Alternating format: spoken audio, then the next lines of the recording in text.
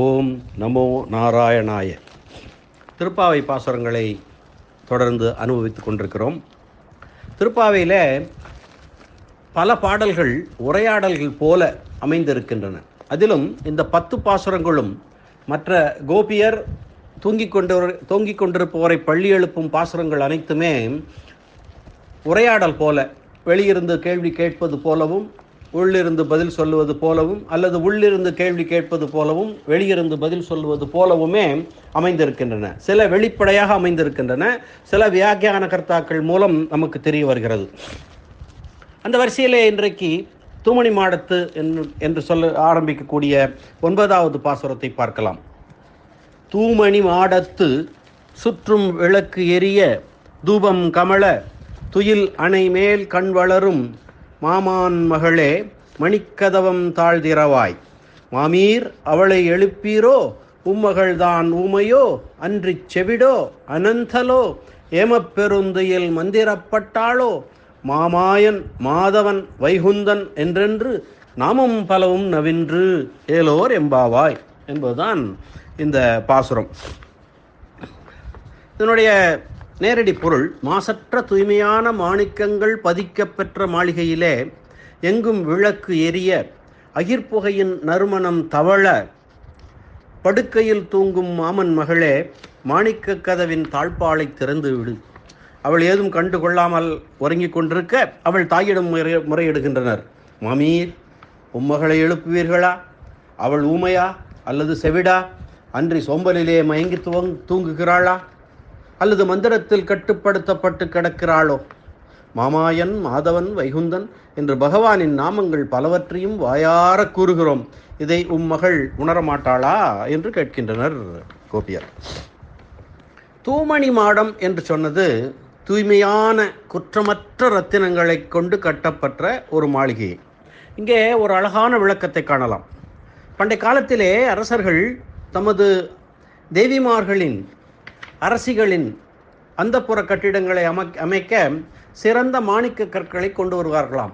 வெளிநாடுகளுக்கு சென்று போர் புரிந்து அங்கிருந்து மாணிக்க கற்களை கொண்டு வருவார்களாம். அதை தரம் பிரித்து அதிலே உபயோகப்படாது என்று தள்ளப்பட்ட ரிஜெக்டட் மாணிக்க கற்கள் இருக்கின்றனவா, அவற்றை கொண்டு அரசர்கள் தங்கள் அரண்மனையை எழுப்புவார்களாம். அந்தப்புறம் உள்ள அரசிகளுடைய அரண்மனைகள் தூய்மையான குற்றமற்ற ரத்தினங்களால் கட்டப்படுமாம். அரசர்களுடையது துவளில் மணி மாடம், அந்த புறங்கள் தூமணி மாடம் என்று சொல்கிறார்கள். அப்படிப்பட்ட ஒரு தூமணி மாடத்திலே 4 புறமும் மங்கள விளக்குகள் எரிய, வாசனையான தூபம் மணக்க, மெல்லிய குளிர்ச்சியான பஞ்சனை மேல் இவள் படுத்து கண் வளர்ந்து கொண்டிருக்கிறாள். சற்றே யோசித்து பாருங்கள். நமக்கே ஒரு கம கம என்று மனம் வரக்கூடிய, தூபம் மணக்கக்கூடிய இடத்துல இருப்பது போன்ற உணர்வு ஏற்படுகிறது அல்லவா? தூமணி மாடத்து சுற்றும் விளக்கு எரிய தூபம் கமல துயில் அணைமேல் கண் வளரும். கண் வளருகிறாள். கண் வளருதல் என்றாலே ஒரு சிறப்பு இருக்கிறது. அவள் முழுக்க தூங்கவில்லை, ஆழ்ந்த உறக்கம் அல்ல, கண் வளருதல். பெரியவர்கள் உறங்குவதை கண் வளருதல் என்று சொல்வார்கள், ஆழ்ந்த அரிதுயில் என்று சொல்வார்கள் அல்லவா? அது மாதிரி அவளை மாமன் மகளே என்று ஆண்டாள் நாச்சியார் அழைக்கிறார். அதிலேயும் ஒரு நயம் இருக்கிறது. ஆண்டாள் ஸ்ரீவில்லிபுத்தூரிலே பிறந்தவள், அந்தண குலத்திலே பிறந்தவள். அவள் ஆயர் குலத்திலே சென்று ஒரு ஆயர் குலத்திலே ஒரு பிறந்த ஒருவளாக தன்னை எண்ணிக்கொண்டு ஆயர்களையெல்லாம் தன் உறவினர்கள் என்று எடுத்துக்கொண்டு இந்த பாசுரத்தை பாடுகிறாள். அதனாலே ஆயர்பாடியிலே அனைவரும் உணவர்கள் ஆன காரணத்தினாலே உள்ளே இருப்பவள் இவள் மாமன் மகளாகிறாள். அதனால்தான் தன்னை அவர்களுடன் ஒருத்தியாக ஒரு ஐடென்டிட்டி கற்பித்து கொண்டு மாமன் மகளே என்று அழைத்து ஆறுதல் அடைந்தாளாம் ஆண்டாள் என்று சொல்வார்கள். முன் பாடல்களிலே தோழியாகவும் தலைவியாகவும் அனுபவித்தவள் அந்த அளவிலே திருப்திப்படாமல் மாமன் மகளே என்று சரீர சம்பந்த உறவையும் இரத்த சம்பந்தமான உறவையும் விரும்பி அனுபவிக்கிறாள் என்று வியாக்கியான கர்த்தாக்கள் கூறுகிறார்கள். திருவாய்ப்பாடியிலே ஒரு பிரகிருதி சம்பந்தம் தனக்கு உஜ்ஜீவன கேதுவாக ஆண்டாள் ஆசைப்பட்டபடி என்று அழகிய மணவார பெருமாள் நாயனார் ஒரு வியாக்கியானவரை சொல்கிறார்.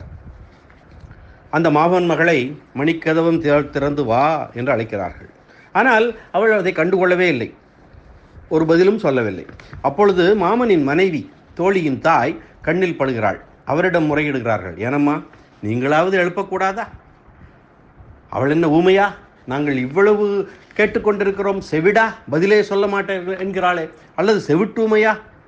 அல்லது யாராவது அவளை மந்திரம் போட்டு கட்டி போட்டார்களா என்றெல்லாம் ஒரு புகார் பட்டியல் வாசிக்கிறார்கள், கூறுகிறார்கள்.